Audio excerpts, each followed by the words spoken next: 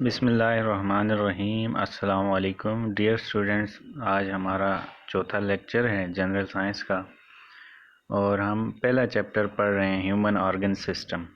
और हमने बात की थी कि इस चैप्टर में हम दो इम्पॉर्टेंट ऑर्गन सिस्टम पढ़ेंगे। एक हम पढ़ चुके हैं जो कि ह्यूमन डाइजेस्टिव सिस्टम है, ठीक है। और दूसरा हम आज स्टार्ट करेंगे ह्यूमन रिस्पायरेटरी सिस्टम। अब हमने ह्यूमन डाइजेस्टिव सिस्टम के बारे में पढ़ा और हमने बात की थी कि उसका काम डाइजेशन होता है और डाइजेशन की टू टाइप्स हैं, मैकेनिकल और केमिकल डाइजेशन। अब इस सिस्टम के पार्ट्स या ऑर्गन्स के बारे में हमने डिटेल से स्टडी किया था। हमने बात की थी कि 5 पार्ट्स होते हैं ह्यूमन डाइजेस्टिव सिस्टम के, मेन पार्ट्स। इसमें माउथ था, ईसोफेगस था, स्टमक था, स्मॉल इंटेस्टाइन और लार्ज इंटेस्टाइन। और हमने बात की थी कि माउथ में क्या होता है फूड के साथ, किस तरह सलाइवा मिक्स होता है और बोलस बनता है। टीथ के ज़रिए से फूड स्मॉलर पीसेस में कन्वर्ट होता है, फिर ईसोफेगस उसको ट्रांसफ़र करता है स्टमक तक। स्टमक में फिर उसकी वॉल के कंट्रैक्ट रिलैक्स होने से मैकेनिकल डाइजेशन होती है और उसकी वॉल में मौजूद गैस्ट्रिक ग्लैंड्स जूस सिक्रीट करते हैं, जिससे केमिकल डाइजेशन होती है और फूड काइम में कन्वर्ट होके स्मॉल इंटेस्टाइन में एंटर होता है। और स्मॉल इंटेस्टाइन में हमने बात की थी कि लिवर और पेनक्रियाटिक ग्लैंड अपने अपने जूसेस सिक्रीट करते हैं, पेनक्रियाटिक जूस और बाइल जूस जो कि लिवर सिक्रीट करता है, काइम के साथ मिक्स होके यहाँ पे डाइजेशन को कंप्लीट कर देते हैं। और फिर अगले ही हिस्से में स्मॉल इंटेस्टाइन के फूड, डाइजेस्टेड फूड एब्जॉर्ब होता है ब्लड में, जो कि विल्ला स्ट्रक्चर्स हैं, उनमें ब्लड कैपिलरीज होती हैं।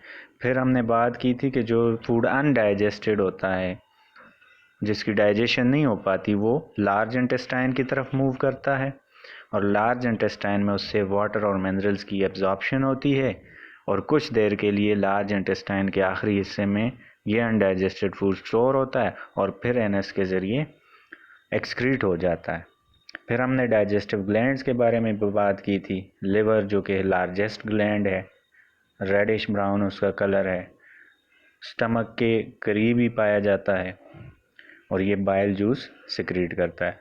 पेनक्रियाज स्मॉल इंटेस्टाइन के करीब, स्टमक के बिल्कुल नीचे पाया जाता है, पेनक्रियाटिक जूस सिक्रीट करता है जो कि केमिकल डाइजेशन में ये जूस हेल्प करती है। फिर हमने बात की थी कि सलाइवा शुगर्स की ब्रेक डाउन करता है और जर्म्स को भी किल करता है, जो कि सलिवरी ग्लैंड माउथ में सिक्रीट करते हैं सलाइवा। फिर स्टमक गैस्ट्रिक जूस सिक्रीट करता है जो कि प्रोटीन्स को की ब्रेक डाउन करती है और जर्म्स को ये गैस्ट्रिक जूस किल करता है स्टमक के अंदर। फिर लिवर जो बाइल जूस सिक्रीट करता है, ये फैट्स की ब्रेक डाउन करता है, उसके लिए बहुत ज़्यादा ज़रूरी है। और फिर पेनक्रियाटिक जूस प्रोटीन्स की ब्रेक डाउन करता है। गैस्ट्रिक और पेनक्रियाटिक जूस दोनों क्या करते हैं, प्रोटीन्स की ब्रेक डाउन करते हैं, जबकि शुगर की सलाइवा और बाइल जो है बाइल जूस जो है फैट्स की डाइजेशन। फिर इम्पॉर्टेंस हमने देखी कि डाइजेशन क्यों इम्पॉर्टेंट है, ठीक है। क्योंकि हमारे सेल्स तक फूड का पहुंचना ज़रूरी है और पहुंचाने के लिए ब्लड जो है वो सर्कुलेटरी सिस्टम, वो एक पाथवे है और उसमें लार्जर पार्टिकल्स तो नहीं एंटर हो सकते, उसके लिए डाइजेशन ज़रूरी है। फिर डाइजेस्टिव डिसऑर्डर्स देखे, डायरिया और कॉन्स्टिपेशन, ठीक है। फिर इनकी ट्रीटमेंट देखी। तो आज का जो ये आप देख सकते हैं जो अभी हमने डिस्कस किया डाइजेस्टिव सिस्टम, ठीक है।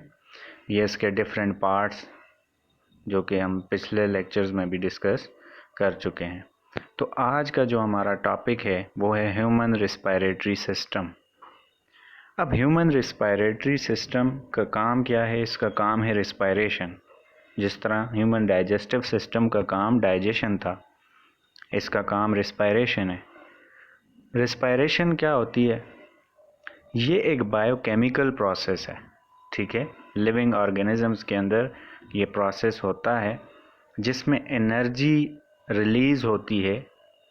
एनर्जी इज़ प्रोड्यूस्ड, यहाँ पे स्पेलिंग गलत हो गई है, ये है produced. Energy is produced from the break down of food, यानी कि जो फूड सेल तक पहुंचता है वहाँ सेल में उस फूड की ब्रेक डाउन होती है, केमिकल रिएक्शन होता है, ठीक है। ऑक्सीजन की प्रेजेंस में जब वो फूड टूटता है तो उससे कार्बन डाइऑक्साइड और वाटर बनता है और साथ में बहुत सारी एनर्जी रिलीज़ होती है। और ये एनर्जी ज़रूरी होती है लाइफ एक्टिविटीज़ के लिए।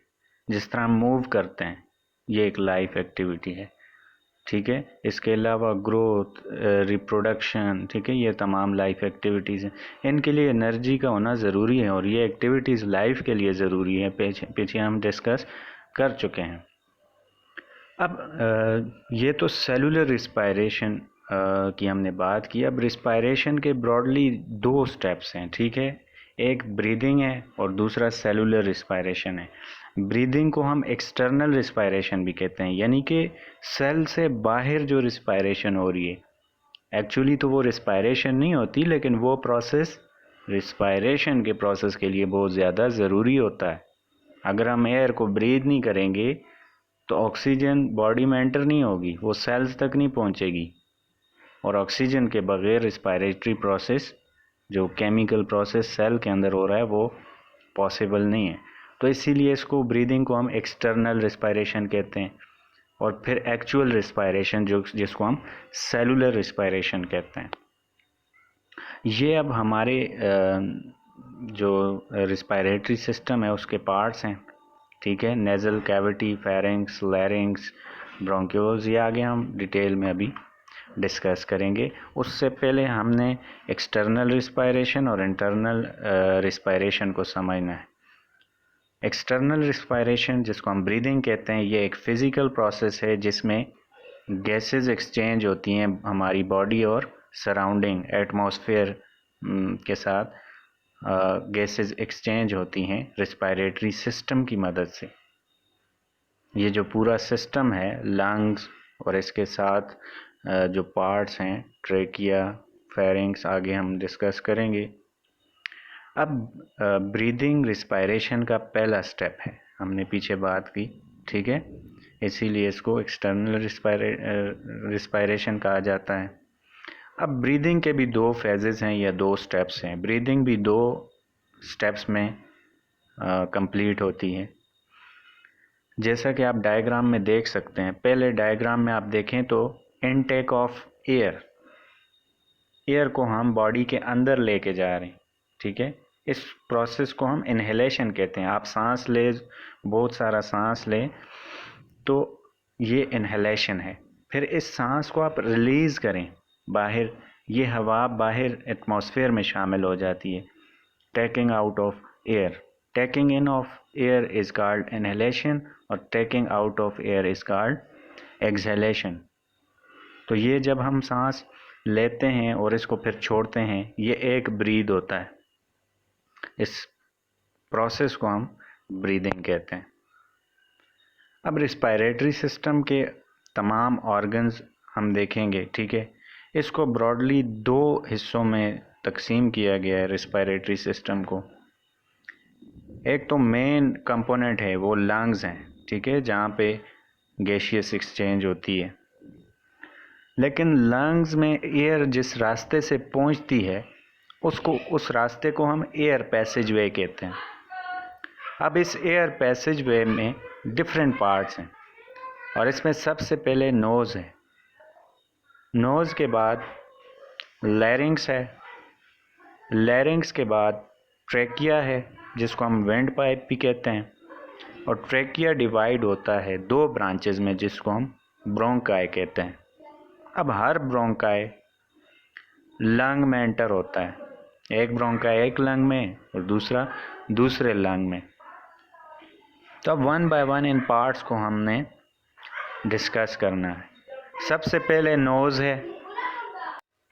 नोज़ वाहिद पार्ट है हमारे रिस्पायरेटरी सिस्टम का जो कि विजिबल है, और इसमें दो ओपनिंग्स होती हैं। ये बाहर की तरफ, जिनको हम नोस्ट्रल्स कहते हैं, और नोस्ट्रल्स के अंदर, नोज का अंदर वाला हिस्सा, उनको हम नेजल कैविटीज़ कहते हैं। अब नोज़ के अंदर वाला हिस्सा, ये दरमियान में एक सेप्टम है इसके, तो दो हिस्सों में तकसीम हुआ है, ठीक है। इनको हम नेज़ल कैविटीज़ कहते हैं। और ये नेज़ल कैविटीज़ मॉइस्ट रहती हैं, नम रहती हैं, due to the presence of mucus. इनमें जो वाटरी सा फ्लूइड प्रेजेंट होता है उसको हम म्यूकस कहते हैं, उसकी वजह से ये नम रहती हैं। अब जब एयर एंटर होती है नेज़ल कैविटी में, तो इस म्यूकस की प्रेजेंस की वजह से मॉइस्ट हो जाती है ये एयर, और इस नेज़ल कैविटी की वॉल में बहुत सारी ब्लड वेसल्स होती हैं जो कि इस एयर को वार्म करती हैं, ताकि एयर का टेम्परेचर बॉडी टेम्परेचर से डिफरेंट होता है। अगर एयर ज़्यादा ठंडी है और बॉडी को इंटरनली वो ठंडा कर देगी, जिससे बॉडी की फंक्शनिंग इफ़ेक्ट होगी। बॉडी को एक ख़ास टेम्परेचर चाहिए होता है काम करने के लिए, तो इसीलिए इसको वार्म किया जाता है नोज़ में। फिर दूसरी चीज़ जो कि नेज़ल कैविटीज़ में होती है वो है हेयर्स, बाल होते हैं वहाँ पे, जो कि डस्ट पार्टिकल्स एयर में शामिल होते हैं, उनको कैप्चर करते हैं ये हेयर्स, एयर को क्लीन करते हैं। फिर एयर एंटर होती है एक दूसरे हिस्से में, फेरिंग्स में, और फेरिंग्स एक मस्कुलर ट्यूब है, उसके ज़रिए से होते हुए लैरिंग्स में जा पहुंचती है एयर। अब फूड जब हम स्वेलो कर रहे होते हैं तो ये लैरिंग्स के ऊपर एक लिड होती है, जिस तरह आपकी आँख के ऊपर ये लिड है, आई लिड जिसको आप कहते हैं, इसी तरह एक स्पून शेप लिड लैरिंग्स की ओपनिंग के ऊपर होता है, और उस लिड को हम एपिग्लॉटिस कहते हैं। और लैरिंग्स की जो ओपनिंग है, ये आप देख सकते हैं, लैरिंग्स की जो कैविटी है डायग्राम में, ये रेडिश सा इंटीरियर व्यू है ये लैरिंग्स का। इसकी जो इंटरनल कैविटी है, स्पेस है लैरिंग्स की, इसको ग्लॉटिस कहते हैं, और इसके ऊपर जो लिड होती है उसको हम एपिग्लॉटिस कहते हैं। अब लैरिंग्स को हम साउंड बॉक्स भी कहते हैं, क्योंकि इसमें वोकल कॉर्ड्स होते हैं। ये आप वाइट और रेड साइड पे देख सकते हैं, ठीक है। ये बैंड्स हैं, मस्कुलर और कार्टिलेजिनियस बैंड्स हैं, जिनसे साउंड प्रोड्यूस होती है, इसीलिए लैरिंग्स को साउंड बॉक्स भी कहा जाता है। जब बॉडी से, लंग से एयर बाहर मूव करती है तो उसी से साउंड प्रोड्यूस होता है। जब इन कॉर्ड्स पे टकराती है एयर तो उससे साउंड प्रोड्यूस होता है। अब एयर नोज से फेरिंग्स, फेरिंग्स से लैरिंग्स तक पहुंचती है, और लैरिंग्स के बाद एक दूसरा हिस्सा है एयर पैसेज वे का, जिसको हम ट्रेकिया कहते हैं। ये आप डायग्राम में देख सकते हैं, ऊपर लैरिंग्स, और लैरिंग्स से ये जो ट्यूब सी है, ये पाइप सा जो है, इसको हम ट्रेकिया कहते हैं। और ट्रेकिया के ज़रिए एयर लंग्स तक पहुंचती है, इसीलिए ट्रेकिया को हम विंड पाइप कहते हैं। ये trachea C shaped cartilaginous ring से बना होता है, यानी कि कार्टिलेजिनियस रिंग सी शेप्ड होते हैं, क्लोज्ड नहीं होते, ताकि एयर अगर प्रेशर से भी आए तो ये एक्सटेंड कर जाए, ये ट्यूब एक्सटेंड हो। और ये चेस्ट कैविटी में लोकेटेड होता है ट्रेकिया। फिर ट्रेकिया की दो ब्रांचेस होती हैं, ये आप नीचे देख सकते हैं। एक ब्रांच एक लंग में जा रही है और दूसरी ब्रांच दूसरी लंग में जा रही है, ठीक है। तो इसकी ब्रांचेस को हम ब्रोंकाई कहते हैं, एक को ब्रोंकस और दोनों को ब्रोंकाई कहते हैं। ट्रेकिया डिवाइड होके ये दो ब्रांचेस बना देता है। अब हर ब्रांच, हर ब्रोंकस लंग में एंटर होती है, राइट ब्रोंकस राइट लंग में और लेफ्ट ब्रोंकस लेफ्ट लंग में एंटर होती है। और ये लंग में एंटर होते ही मज़ीद डिवाइड होती है, ब्रोंकस भी रीडिवाइड होता है, और ब्रोंकस की जो ब्रांचेस होती हैं उनको हम ब्रोंकियोल्स कहते हैं, यानी कि छोटे, स्मॉलर ब्रोंकस। अब ब्रोंकियोल्स एयर सैक में एंटर होते हैं।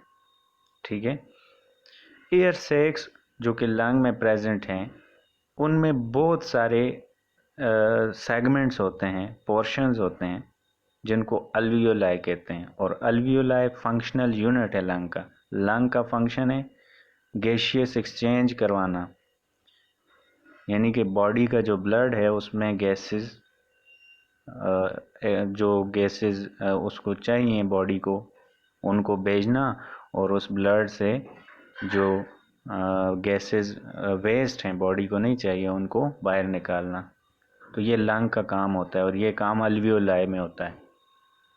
और alveoli large surface area provide करता है गैसियस एक्सचेंज के लिए, ताकि ज़्यादा से ज़्यादा एफिशिएंट हो ये गैसियस एक्सचेंज। वो अगली स्लाइड में हम देखेंगे कि कैसे सरफेस एरिया प्रोवाइड करता है और अल्वियोलाई से कैसे बॉडीज के साथ ये गैसेस एक्सचेंज होती हैं।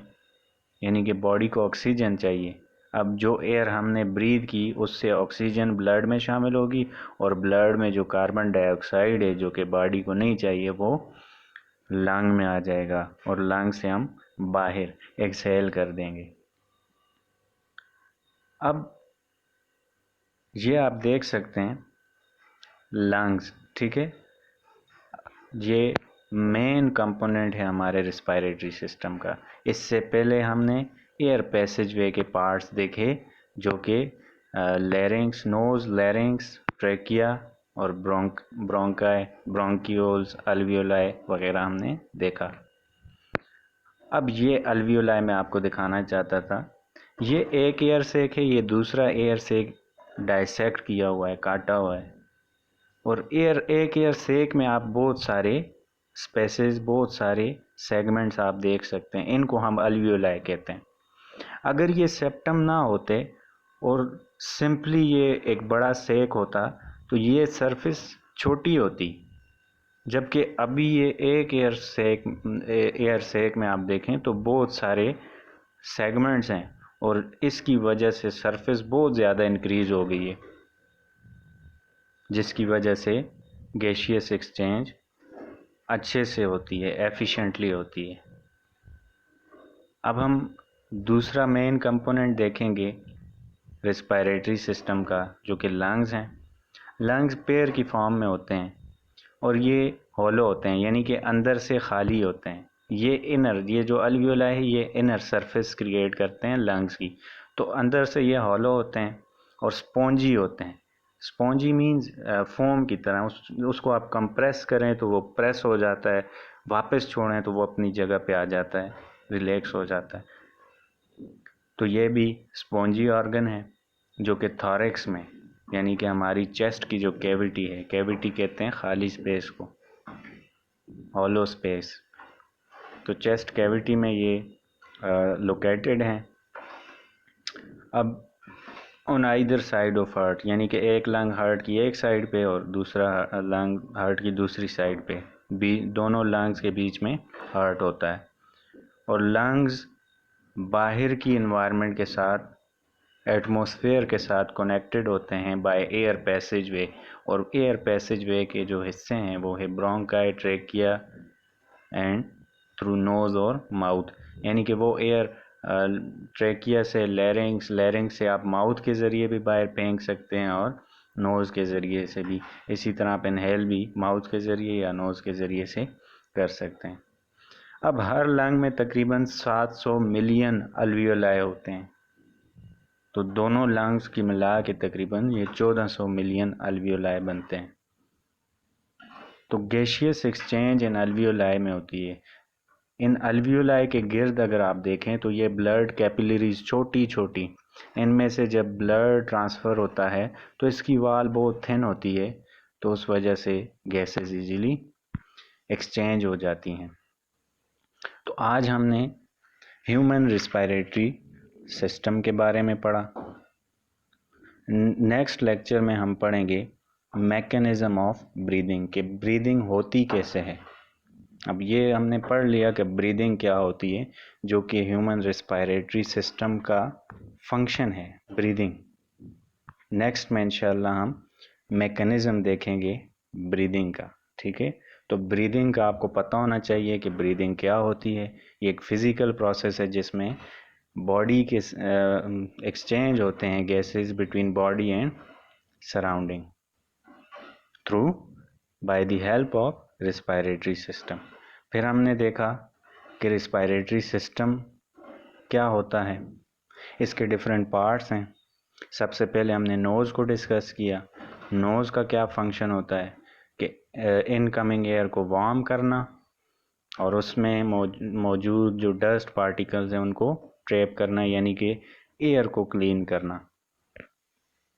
फिर हमने लैरिंग्स को देखा जिसको हम साउंड बॉक्स कहते हैं, क्योंकि इसमें वोकल कॉर्ड्स होते हैं जो कि साउंड प्रोड्यूस करते हैं। और लैरिंग्स का दूसरा काम क्या होता है कि ये फूड को एयर लंग्स की तरफ जाने से रोकता है, क्योंकि इसके ऊपर एपिग्लॉटिस होता है और इससे होते हुए फूड विंड पाइप में जाता है जिसको हम ट्रेकिया कहते हैं, जो कि कार्टिलेजिनियस रिंग से बना होता है और ये चेस्ट कैविटी में होता है। कार्टिलेजिनियस रिंग्स क्या होते हैं? ये सॉफ्ट बोन जिसको हम कहते हैं, जो कि हमारे ये ईयर आउटर एयर है ना, इसमें जो बोन है ये सॉफ्टर बोन, इसको हम कार्टिलेज कहते हैं। ये जो हमारे नाक में ये बोन है इसको हम कार्टिलेज कहते हैं। अब ट्रेकिया चेस्ट कैविटी में होता है। फिर हमने बात की कि ट्रेकिया डिवाइड हो जाता है दो ब्रांचेस में जिनको हम ब्रोंकाई कहते हैं, और हर ब्रोंकाई रिस्पेक्टिव लंगमेंटर होता है और वहाँ पे डिवाइड होता है छोटी ट्यूब्स में, छोटे ब्रोंकाइज में जिनको हम ब्रोंकियोल्स कहते हैं। और ब्रोंकियोल्स भी डिवाइड होके एयर सैक में एंटर होते हैं। एयर सैक में बहुत सारे अल्वियोलाई होते हैं, ठीक है। ये पार्ट्स होते हैं जहाँ पे गैसेस एक्सचेंज होती हैं। फिर हमने लंग्स की बात की कि ये पेयर की फॉर्म में होते हैं। ये हॉलो और स्पॉन्जी होते हैं जो कि हमारी चेस्ट में मौजूद होते हैं। एक लंग हार्ट के एक साइड पे, दूसरा दूसरी साइड पे, और लंग्स में एक लंग में तकरीबन 700 मिलियन अल्वियोलाई होते हैं। और यहाँ पे अल्वियोलाई में गैसेस एक्सचेंज होती हैं बिटवीन बॉडी एंड एनवायरनमेंट। तो आज का हमारा ये लेक्चर था, होपफुली आपको क्लियर हो गया होगा। कोई बात अगर क्लियर नहीं हुई तो आप कमेंट में पूछ सकते हैं। Thank you. अल्लाह हाफिज़।